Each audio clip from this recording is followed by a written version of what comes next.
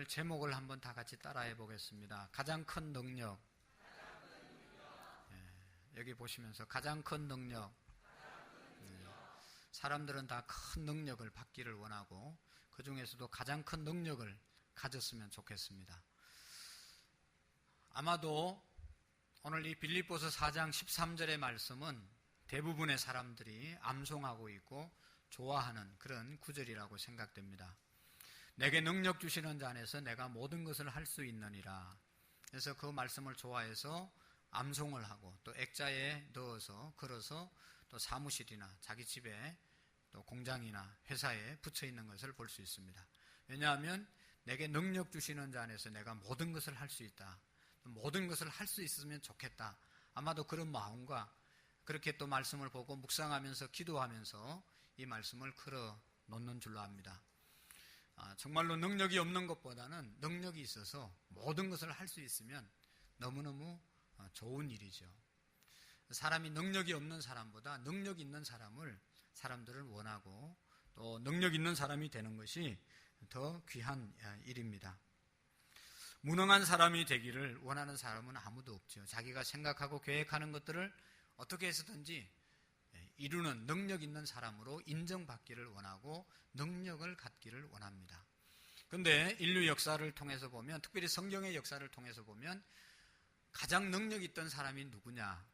삼손과 같은 사자를 손으로 찢어 죽인 그런 능력 있는 사람도 있고, 또 무슨 골리앗을 무너뜨린 다윗 같은 능력 있는 사람도 있고, 여러 능력 있는 사람들이 참 많이 있습니다. 근데 가장 능력 있는 사람이 누구냐? 한 사람 뽑으라고 하면 오늘 성경을 기록한 사도 바울이라고 생각합니다. 사도 바울은 뭐라고 말씀했습니까? 내게 능력 주시는 자 안에서 내가 모든 것을 할 수 있다. 모든 것을 할 수 있는 능력을 가진 사람이 사도 바울입니다. 여러분, 우리가 아는 것처럼 사도 바울에게는 병이 있었습니다. 아주 불치의 병이 있어서 너무너무 약하게 살아갔습니다. 그래도 절망하지 않았습니다. 또 감옥에 갇히기도 수없이 갇히고 매도 수없이 맞았지만 그때마다 절망하거나 자기의 사역을 포기하지 않는 능력의 사람으로 우리에게 알려지고 있습니다. 예수님이 이 땅에 오신 이후에 예수님을 믿고 예수님을 닮아서 가장 위대한 인물이 된 사람이 사도 바울입니다. 그가 위대하게 된 가장 중요한 이유 중에 하나는 내게 능력 주시는 자 안에서, 예수님 안에서 살았기 때문에 능력 있는 삶을 살게 되었습니다. 사도 바울에게 있어서는 솟아오르는 능력을 아무도 멈출 수가 없었습니다. 또 어떤 경우에도 그의 능력을 상실하지 않았습니다. 그것은 능력을 주시는 자 안에서 모든 것을 할 수 있다고 바울이 고백했기 때문입니다. 여러분, 사도 바울의 생애를 보면 그가 예수님을 만나고 난 다음에 얼마나 힘들게 어렵게 고생을 했는지를 우리는 너무나 잘 알고 있습니다. 예수님 만나기 이전에는 가말리아 문화에서 또 가장 이제 학문을 많이 한 그런 가말리아 문화, 또 사도 바울이 속한 그 지파, 자기가 지금까지 공부한 모든 것들 때문에 편안하게 존경받으면서 사는 삶을 살았습니다. 그런데 다메섹 도상에서 예수님 만나고 난 다음에, 예수님에게 붙잡힌 바 되고 난 다음에 세상적으로 보면 가장 불행한 삶을 산 사람이 사도 바울입니다. 결혼도 안 했죠. 집도 없었죠. 무슨 몸은 아프지요. 가는 데마다 붙잡혀가지고 감옥에 갇혀서 매를 맞았죠. 아무도 환영해 주지 않는 삶을 살았습니다. 그는 나그네로서 일생을 살면서 많은 시간 복음을 전거하다가 감옥에서 보냈습니다. 아마도 그가 새로운 지역에 갈 때마다 이렇게 생각했는지 모릅니다. 또 내가 새로운 지역에 가는데 어느 감옥에 갇힐까? 감옥을 먼저 둘러봤을지도 모를 정도로 감옥에 많이 갇히는 삶을 살았습니다. 여러분, 오늘 본문의 성경도 어디에서 기록했는가 하면 로마 감옥 안에서 사도 바울이 기록을 했습니다. 사도 바울은 모든 형편에 다 처해본 사람이었고 인간이 지닌 고통의 문제를 몸소 체험한 사람이 사도 바울입니다. 그러나 중요한 것은 이러한 사도 바울이 우리와 똑같은 사람이었다는 것입니다. 에어컨을 좀 꺼주시면 좋겠어요. 우리와 똑같은 사람이었습니다. 굶주리면 배가 고팠고 병이 들으면 아파했고 감옥에 갇혀서 매를 맞았으면 고통스러워했고 그래서 슬퍼서 울었습니다. 답답한 일을 당하면 낙심하는 사람이었습니다. 또 그의 마음속에는 두 가지 생각, 한쪽엔 선한 생각, 한쪽엔 악한 생각이 항상 싸워서 나는 곤고한 사람이로다. 이 사망의 몸에서 누가 나를 건져내랴. 자기 자신에 대해서 절규하던 그런 모습들을 우리가 볼 수가 있습니다.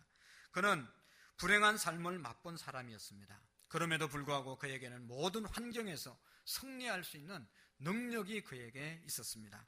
그는 환경을 탓하지 않고 운명을 비판하지 않고 내게 능력 주시는 자 안에서 내가 모든 것을 할 수 있다고 고백을 했습니다. 사도 바울이 지닌 삶의 능력이 어떤 능력입니까? 이 세상에서 가장 큰 능력이 어떤 능력입니까? 오늘 우리 그리스도인들이 가져야 될 능력이 어떤 것입니까? 오늘 성경을 통해서 사도 바울은 세 가지를 우리에게 알려주고 있고, 사도 바울이 그렇게 능력 있는 삶을 살았던 그 능력은 어디에 있었는가 하면 첫 번째 능력은 사도 바울에게 있어서, 우리에게 있어서 감사의 능력입니다. 감사의 능력이 바울에게 있었기 때문에 그 모든 어려움을 극복하고 할 수 있는 사람으로 세워지게 된 줄로 믿습니다. 여러분, 오늘 10절에 보면 사도 바울이 빌립보 교인들을 향해서 이렇게 고백하고 있습니다. 내가 주 안에서 크게 기뻐함은 너희가 나를 생각하던 것이 이제 다시 싹이 남이니 너희가 또한 이를 위하여 생각은 하였으나 귀에는 없었느니라. 여러분, 이 말씀이 뭔가 하면 사도 바울이 감옥에 갇혔습니다. 근데 이 빌립보 교인들은 너무너무 사랑이 많아서 사도 바울을 돕고 위로하기 위해서 헌금을 여러 번 했습니다. 근데 사도 바울이 어디 있는지 알 수가 없는 거예요. 로마로 후송되는 과정에 있었기 때문에 어느 곳에 정착을 했는지 알 수 없어서 헌금을 해서 모아놓고 있다가 어느 날 들려오는 소식이 로마 감옥에 갇혔다는 소식을 듣고 에바브로디도라고 하는 집사님을 통해서 빌립보 교인들이 모은 헌금을 사도 바울에게 전달합니다. 그 헌금을 전달받고 바울은 감격해서 내가 기뻐하고 크게 기뻐한다고 말하고 있습니다. 헌금을 전달받고 기뻐한 것도 있지만 자기를 잊지 않고 기도해주고 자기를 위해서 헌금을 모은 빌립보 교인들을 생각할 때 마음이 너무 기뻤습니다. 그래서 너무 감사한 마음이 그에게 일어나게 된 것이죠. 여러분, 오늘 이 말씀 속에서 사도 바울은 감사의 능력이 나타났습니다. 오늘 우리 그리스도인들이 가져야 할 능력 가운데 가장 중요한 능력이 있다면 바로 감사의 능력입니다. 감사가 능력입니다. 사도 바울의 마음속에 솟아오르는 감사가 그의 삶을 능력 있게 만들었습니다. 여러분, 오늘 이 시대의 가장 큰 병은 뭐라고 그랬습니까? 지난주에 말씀드린 것처럼 감사를 잃어버린 겁니다. 우리가 풍요롭게 살아가지만 이 풍요롭게 사는 데 대해서 감사가 없습니다. 학생들은 스승에 대한 감사가 없습니다. 자식들은 부모에 대한 감사가 없습니다. 국민은 나라에 대한 감사가 없습니다. 감사를 잃어버린 것이 가장 큰 문제라고 말씀을 드렸습니다. 그러나 여러분, 능력은 어디에서 오는가 하면 감사를 회복하면 능력이 나타나는 것입니다. 우리의 가정 안에 부모에 대해서, 남편에 대해서, 자식에 대해서 서로 감사하는 가정이 된다면 그 가정이 얼마나 화목하고 능력 있는 그러한 가정이 되겠습니까? 사랑하는 성도 여러분, 행복하게 살 수 있는 능력은 돈 버는 능력에 있는 것이 아닙니다. 권력을 잡는 능력에 있는 것이 아닙니다. 우리가 행복하고 복되게 사는 능력은 감사하는 능력에 있음을 믿으시기를 바랍니다. 사도 바울이 크게 기뻐했다는 말은 크게 감사했다는 말입니다. 크게 감사했기 때문에 기뻐할 수 있게 된 것이죠. 범사에 감사하는 능력, 이것이 신앙인의 능력임을 믿으시기를 바랍니다. 우리는 보통 능력하면 물질적인 것을 생각합니다. 눈에 보이는 것 많이 소유하면 능력이 있다, 그렇게 말하지만 성도들에게 있어서의 능력은, 진정한 능력은 눈에 보이지 않는 것입니다. 능력이 무슨 눈에 보입니까? 오늘 그리스도인들의 놀라운 능력은 감사에 있음을 잊지 않기를 바랍니다. 이 능력은 우리 자신을 행복하게 하고, 이 감사의 능력은 우리의 가정을 화목하게 하고, 우리가 모두가 다 감사하면서 사회를 살 때 이 사회를 명랑하게 만들지 않겠습니까? 교회 안에서 우리 모든 성도들이 서로에 대해서 감사하고 하나님 아버지께 진정으로 감사하는 교회가 될 때 얼마나 은혜스럽고 능력 있는 교회가 되겠느냐 말입니다. 감사야말로 삶을 온통 창조적인 삶으로 바꾸어가고 환경을 변화시키는 위대한 능력이 감사에 있습니다. 사도 바울은 감사하고 있는 그곳이 바로 로마 감옥입니다. 무슨 호텔이나 좋은 펜션이나 무슨 경치 좋은 그곳에서 감사하다가 아니고 가장 힘든 그러한 침침한 감옥 안에 있으면서 감사하다고 지금 노래하고 있는 것입니다. 대부분의 사람들이 감옥에 갇히면 탄식하고 슬퍼하고 원망하고 불평하지만 사도 바울은 아무런 죄가 없이 로마 감옥에 갇혔음에도 불구하고 감사하니까 능력이 나타나게 된 것입니다. 이 세상에서 감사할 수 있는 능력은 오늘 우리 그리스도인들이 가져야 될 신비한 능력임을 믿으시기를 바랍니다. 이 세상 사람들과 예수 믿는 사람들의 차이점 여러 가지 있지만 세상 사람들은 예수님 믿는 사람보다 별로 감사한 것이 없습니다. 뭐 감사합니까? 부모가 자식 낳았으면 당연히 길러야 되는 것이고, 학교에 돈을 냈으면 선생님들은 당연히 가르쳐야 되는 것이고, 우리가 나라에 세금을 냈으면 나라는 우리 국민들을 당연히 보호해야 될 것이고, 당연하다고 생각하기 때문에 안 믿는 사람들은 감사하지 못합니다. 조금만 힘들게 하고 어려우고 불편하면 원망하고 불평하는 것이 세상의 사람들입니다. 그러나 오늘 우리 그리스도인들은 모든 것이 하나님의 은혜이고 내가 행한 것보다 공짜로 주어진 것이 훨씬 더 많다는 것을 깨닫기 때문에 늘 감사하며 살아가게 될 줄로 믿습니다. 여러분 생각해 보면 이 자리에 나올 수 있게 된 것도 얼마나 감사합니까? 지난주에 몇 가정을 신방하면서 그 중에 한 가정, 우리 집사님 오랫동안 교회를 못 나온 분이 계시는데 가서 신방하고 예배를 드리고 대화를 나누는데, 목사님 제가 이번 주에는 꼭 가려고 그랬습니다. 꼭 가려고 그랬는데 일어났는데 너무 기운이 없어서 못 갔습니다.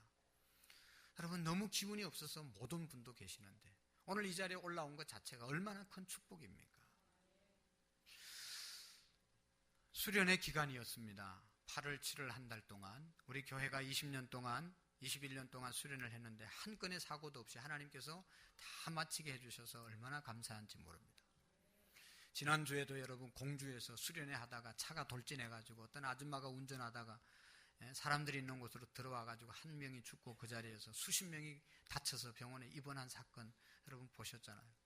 끊임없이 사고가 일어나는데 하나님께서 우리가 안전하게 이곳으로 인도하시고 편안하게 예배하게 하심을 생각할 때 얼마나 감사합니까? 감사는 하나님을 믿는 사람들에게만 주시는 축복입니다. 내가 진정으로 하나님을 믿으면 감사가 마음속에서 일어나게 되고 감사가 일어나면 그것이 복이고 행복임을 우리가 깨닫게 되는 것입니다. 마음속으로 감사할 때까지는 어떤 것도 복이라고 말할 수가 없습니다. 우리 마음속에 감사가 솟아오를 때 진정으로 행복한 삶을 살아가게 되는 것입니다. 우리가 둘러보지만 물질적으로는 풍요하지만 우리의 삶이 얼마나 빡빡하고 얼마나 여러분 불평스럽고 원망과 인색함으로 가득 차 있습니까? 이런 시대 가운데 우리가 어떻게 살아야 되겠습니까? 바나바처럼 오늘 사도 바울처럼 감사의 능력을 회복할 수 있기를 바랍니다. 생각해 보면 부모님의 은혜가 너무 감사하고 하나님의 은혜가 너무 감사하고 성도들의 은혜가 너무 감사하고 모든 것이 하나님의 은혜인 것입니다. 아무리 힘들고 어려운 환경에 있어도 감사할 때 그 사람은 행복할 수 있고 그것이 능력이 되는 것입니다. 감사하면 환경이 변화되는 것입니다. 성경에는 그래서 모든 일, 범사에 감사하라고 말하고 있지 않습니까? 내가 잘 될 때, 성공할 때, 건강할 때, 자식이 잘 될 때 감사할 뿐만 아니라 자식이 안 되고 내 몸에 병들고 우리의 사업이 어려워져도 모든 일에 감사하라고 말합니다. 우리가 감사해야 될 이유가 분명히 있습니다. 첫 번째로는 예수님께서 우리의 모든 죄를 십자가에서 사해 주셨기 때문에 예수님의 은혜 생각하면 우리는 감사합니다. 여러분 죄의 값은 사망인데 그 죄를 어떻게 해결하겠어요? 예수님을 믿음으로 예수님이 십자가에서 피 흘려 주심으로 우리의 모든 죄를 사해 주신 것입니다.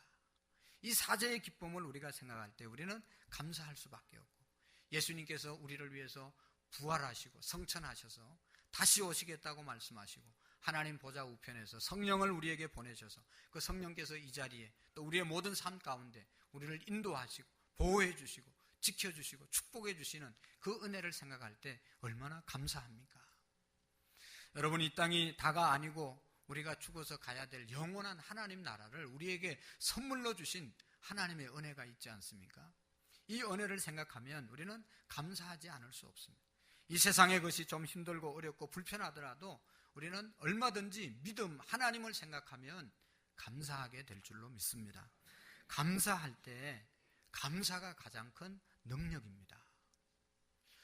여러분, 노환우라고 하는 목사님이 계시는데 아시는 분도 많이 있겠지만 이분은 그 동양 한의학을 전공하신 분인데 목회를 합니다. 성경과 건강을 다 접목해가지고 아주 건강을 강의하면서 이 세계를 누비면서 다니는 분이 계십니다.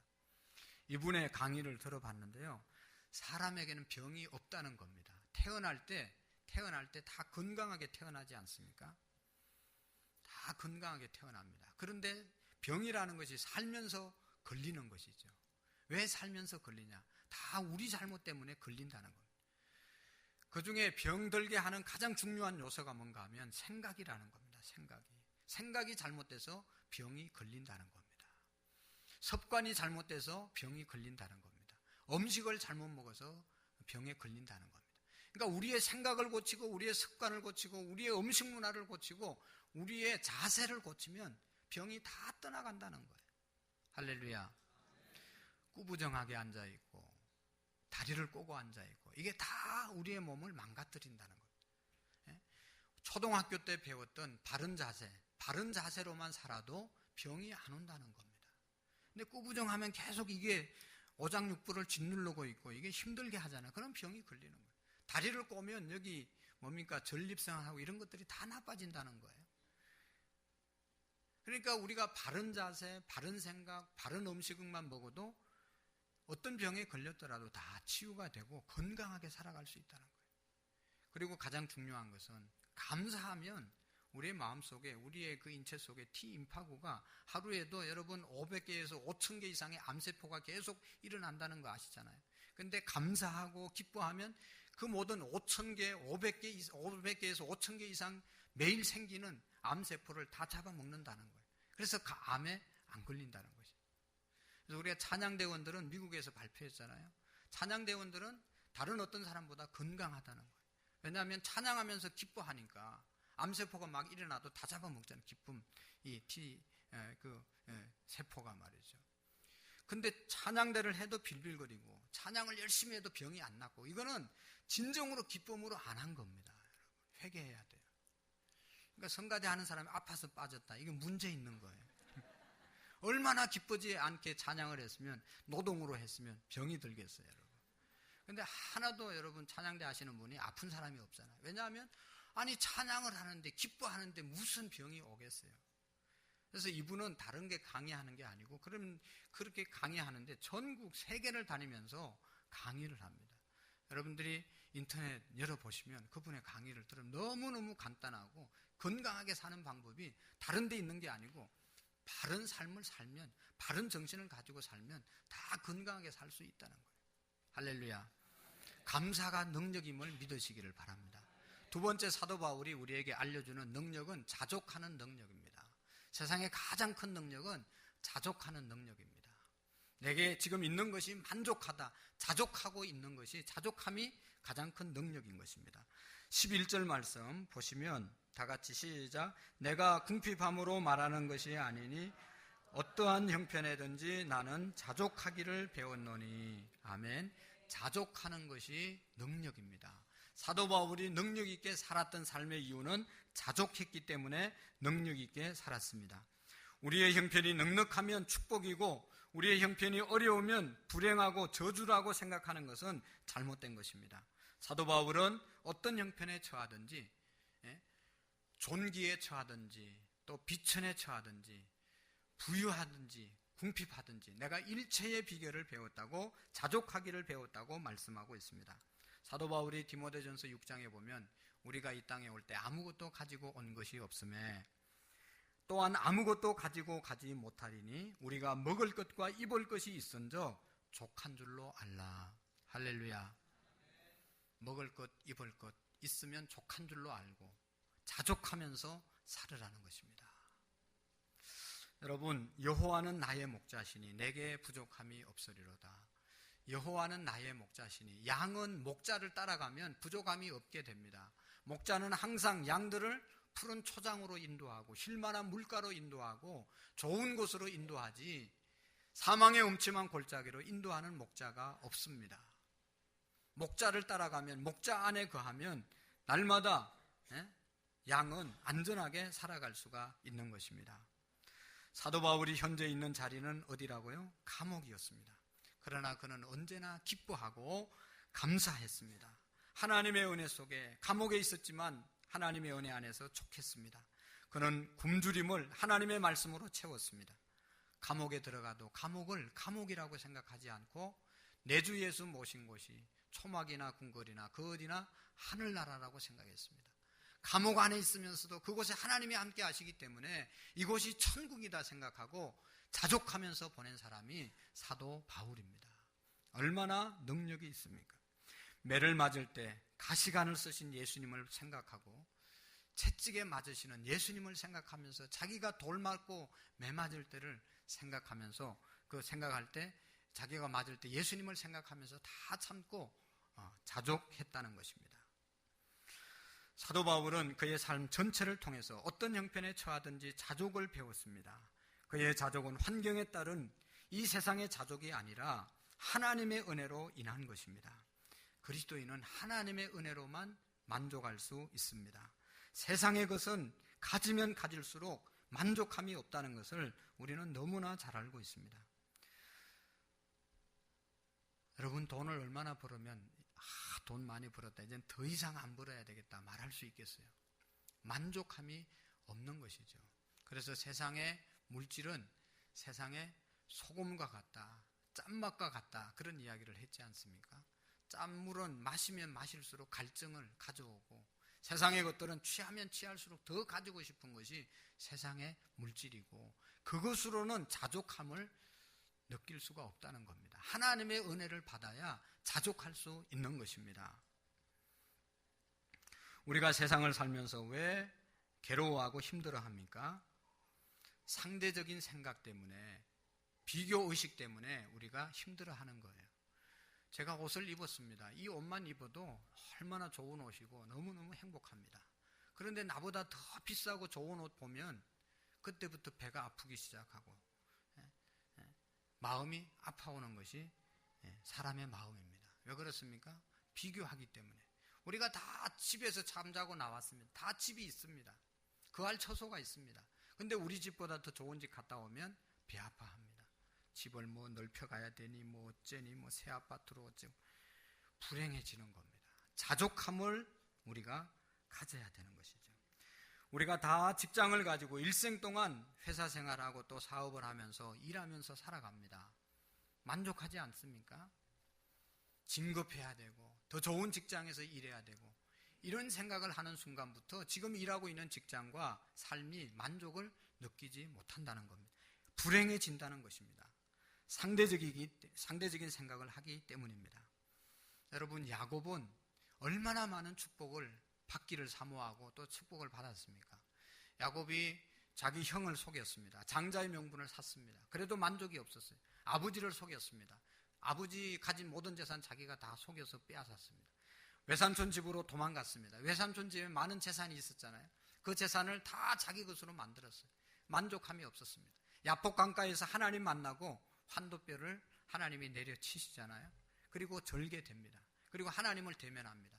그때부터 하나님 만나고 나니까 그때 내가 하나님의 얼굴을 배웠다.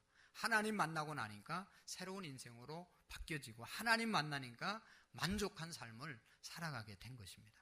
그전까지는 아버지, 형, 외삼촌, 세상의 모든 사람의 재산을 다 가져도 만족함이 없었는데 하나님 만나, 하나님의 얼굴을 뵈니까 그때부터 이스라엘, 하나님의 사람으로 바뀌어지게 되는 역사가 있게 되었다는 것입니다. 행복이라고 하는 것은 스스로 자족하는 마음이잖아요. 그리스도인은 이 세상의 것으로 만족할 수가 없습니다. 돈, 명예, 권력, 무슨 출세, 그 어떤 것들로도 만족할 수가 없습니다. 자족할 수 있는 능력을 우리 모두가 받을 수 있기를 바랍니다. 그 능력은 주님 안에 있을 때 가질 수 있는 것입니다. 여러분, 성령의 능력 어떤 것입니까? 불같은 성령 능력을 주십시오. 우리가 막 기도하는데 불같은 능력이 어떤 것인가? 곰곰이 생각해 봤어요. 병이 났고 무슨 막 무너지는 사업이 막 일어나고 일으키고 말이죠. 막 권력을 잡고 눈에 보이는 이런 것이 하나님의 능력일까?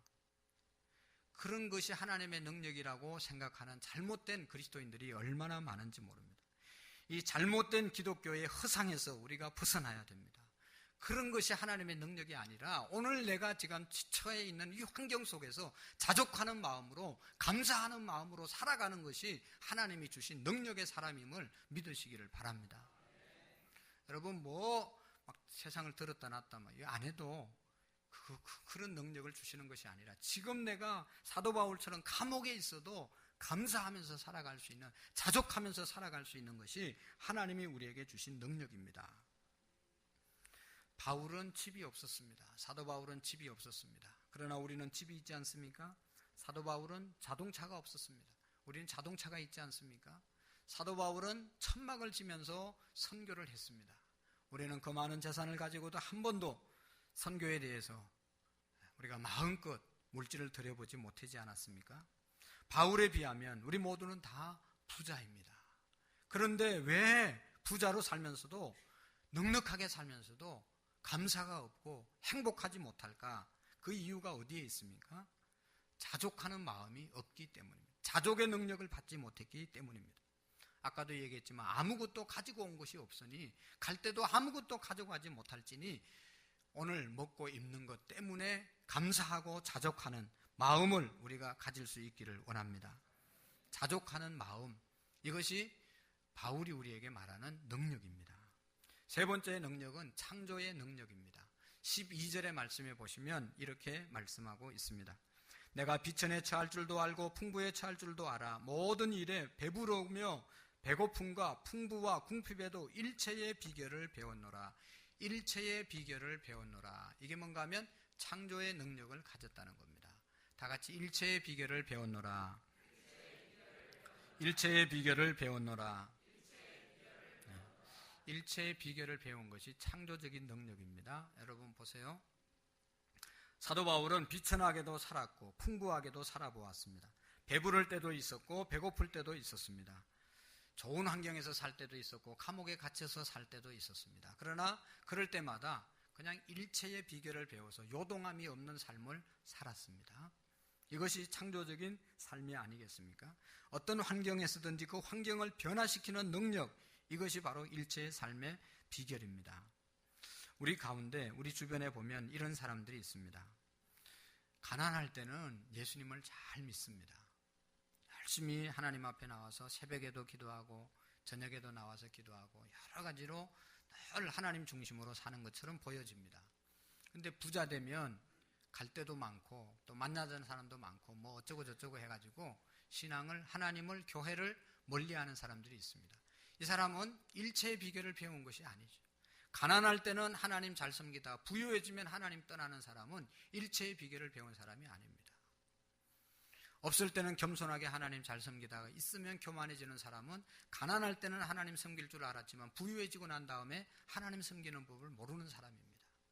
11조를 적게 드릴 때는 철저하게 잘 드리다가 11조가 많아지면 적당하게 드리는 사람은 가난할 때는 11조 잘 드리다가 부유해지니까 잘 못 드리는 일체의 비결을 배우지 못한 사람입니다. 또 잘 될 때는 신앙생활 잘하고 어깨에 힘주고 왔다 갔다 잘 하다가 어려워지면 도망가고 숨어버리는 사람이 있습니다. 이 사람도 일체의 비결을 배운 사람이 아니죠.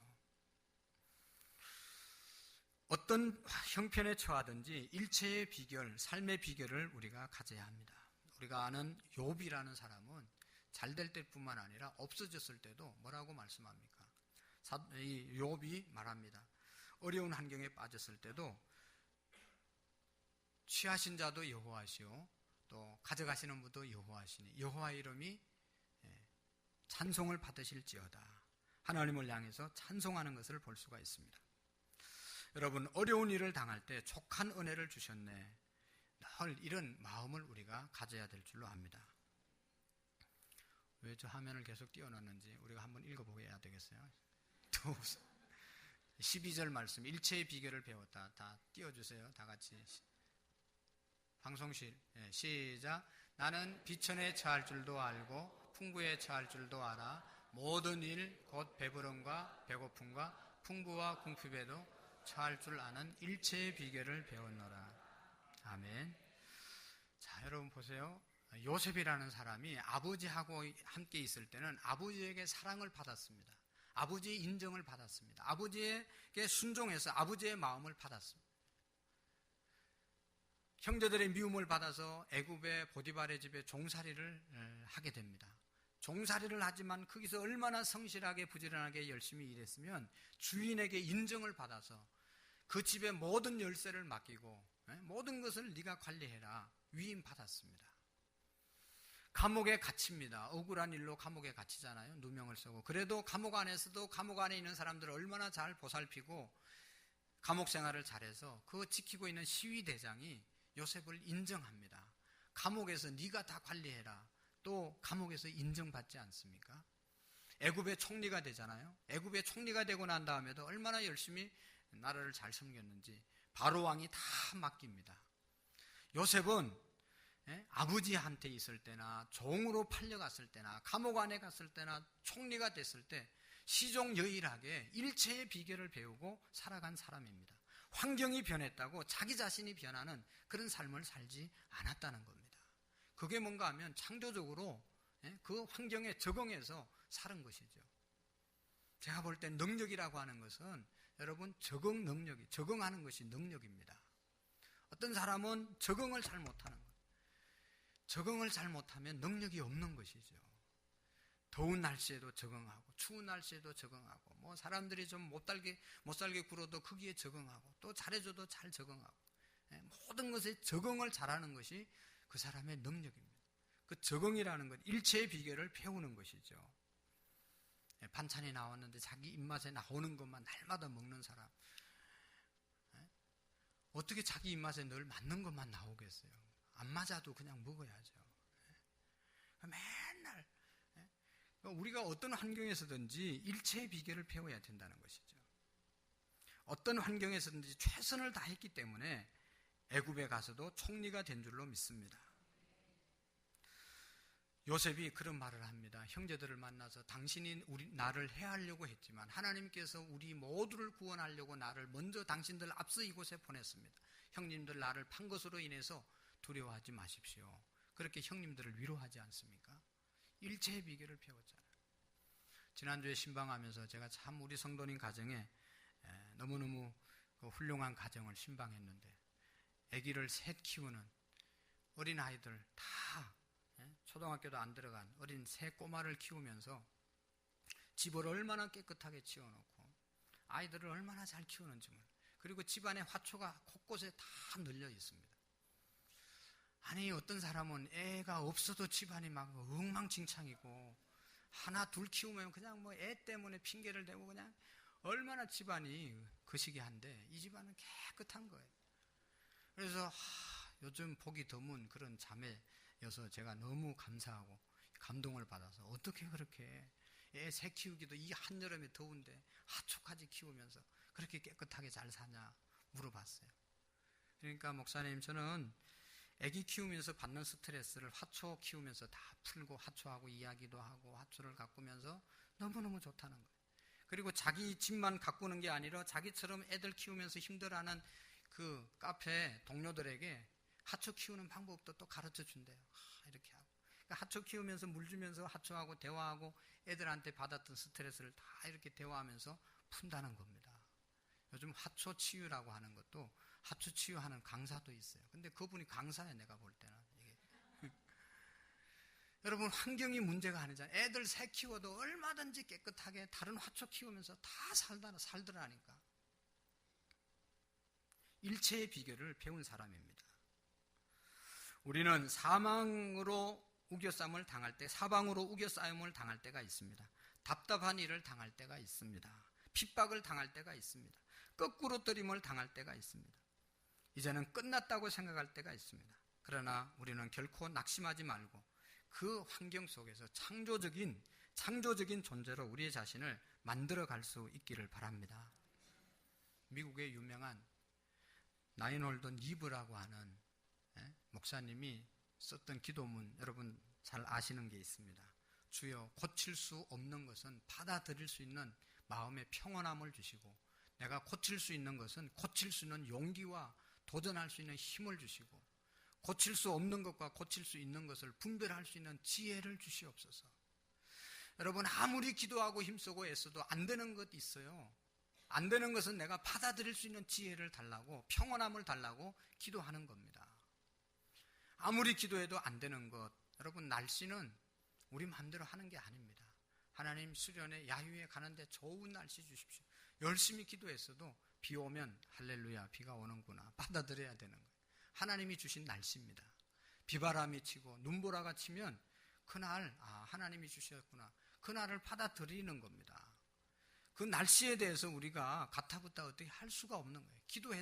기도했으면 그게 응답입니다. 할렐루야. 이상합니까 여러분? 받아들여야 되는 거예요. 받아들일 줄 알아야 돼요. 세월이 가는 것을 받아들여야 됩니다. 얼굴에 주름이 드는 것을 받아들여야 됩니다. 여러분 아무리 죄송합니다. 저 화장품 장사들 많은데 아무리 좋은 화장품 써도 얼굴에 주름을 막을 수가 어떻게 있겠어요. 여러분 정주영 씨가 무슨 먹을 걸 못 먹어서 죽었겠어요. 그분 밑에 세계적인 의사가 50명이 달라붙어도 가는 목숨을 어떻게 붙잡을 수가 없었다고 그래요. 다 불러놓고 그랬더니 정주영 씨가 내 생명 1년만 더 6개월만 더 연장시켜주면 뭐라도 주겠다 그랬는데 회장님 이제 가실 때가 됐습니다. 50명 박사들도 손대지 못한 그러한 것이 세월이고 시간인 겁니다. 받아들여야 됩니다.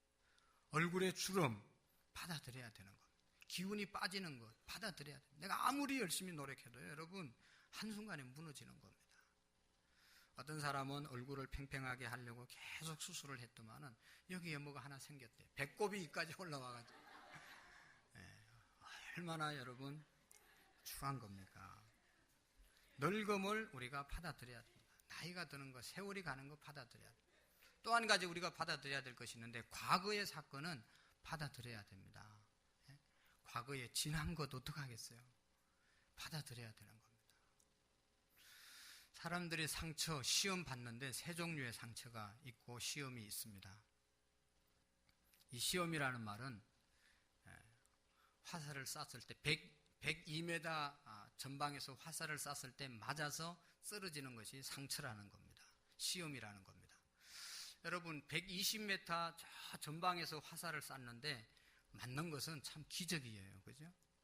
피하면 얼마든지 피할 수 있는 겁니다. 요 앞에서 쐈는 것도 싹 동작 빠르게 피하는 사람이 있는데 120m면 저쪽에서 화살을 쐈는데 왜 그 화살을 맞고 서 있어요? 준비하고 있으면 싹 피하면 되는 것이고 날라오는 거 보고도 피할 수 있을 것 같아요. 그런데 가만히 서 있다가 맞는 거예요. 그게 상처라고 시험이라는 겁니다. 시험은 얼마든지 피할 수 있는 겁니다. 그리고 또 두 번째 종류의 시험은 남이 맞은 상처를 남이 맞은 화살을 그걸 뽑아와서 자기한테 다시 찌른다는 거예요. 다른 사람이 받은 상처를 그냥 가만히 있어도 되는데 그거 뽑아와가지고 자기의 상처로 만든다는 겁니다. 제가 보면 그런 사람 허다합니다. 자기하고 아무 상관없는데 상처받아가지고 그래서 상처 준 사람에게 화살 쏜 사람에게 가서 당신 왜 나한테 화살 쐈냐? 그럼 물으면 내가 언제 화살 쐈냐? 아무도 모릅니다. 아무 소용이 없는 것입니다. 여러분 중요한 것은 어떤 환경에 있든지 내가 창조적인 능력으로 대응할 때 그 환경이 축복의 환경으로 바뀌어지게 되는 것입니다. 과거는 바꿀 수가 없습니다. 그냥 받아들이는 겁니다. 그것이 긍정적인 사람이 되는 것입니다. 어떤 경우에도 우리는 감사해야 합니다. 어떤 경우에도 자족해야 합니다. 어떤 경우에도 일체의 비결을 배울 수 있기를 원합니다. 이것이 창조적으로 살아가는 것이고 능력 있는 삶입니다. 이 능력이 어디에서 옵니까? 오늘 성경 마지막에 내게 능력 주시는 자 안에서 내가 모든 것을 할 수 있다고 그랬는데 능력 주시는 자 안에 있을 때 이런 역사를 이룰 수 있는 것입니다.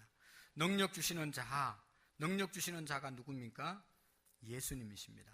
나를 위해서 십자가에 죽으시고 부활하시고 성천하시고 다시 오실 예수님, 그분이 주님이십니다. 그분 안에 있을 때 감사할 수 있고, 그분 안에 있을 때 자족할 수 있고, 그분 안에 있을 때 모든 환경의 일체의 비결을 배울 수 있는 것입니다. 그분 안에 있는 삶이 어떤 것입니까? 어떻게 하면 주님 안에 거하는 겁니까? 첫 번째로는 예배 드리는 것이, 예배 안에 있는 것이 주님 안에 있는 겁니다. 여러분, 이 시간 이 자리에, 예배하는 자리에 있기 때문에 우리는 주님 안에 있는 것이고, 주님 안에 있기 때문에 감사하지 않습니까? 이 자리에 있기 때문에 우리는 자족합니다. 이 자리에 있기 때문에 감사한 겁니다. 아무리 힘들고 어려워도 여러분, 예배의 자리에 나오시면 하나님이 주시는 은혜 가운데 살아가게 될 줄로 믿습니다. 두 번째, 주님 안에 거하는 것은 내가 말씀 안에 거하는 겁니다. 말씀이 내 안에 거하는 겁니다. 이 그릇은, 그릇 자체도 가치가 있지만 이 안에 어떤 것이 담겼느냐에 따라서 이 그릇의 가치가 달라지는 것이죠. 아무리 비싼 좋은 그릇이라도 독약이 안에 발려있다든지 오물이 있으면 이 그릇은 닦기 전에는 사용할 수 없는 그릇입니다.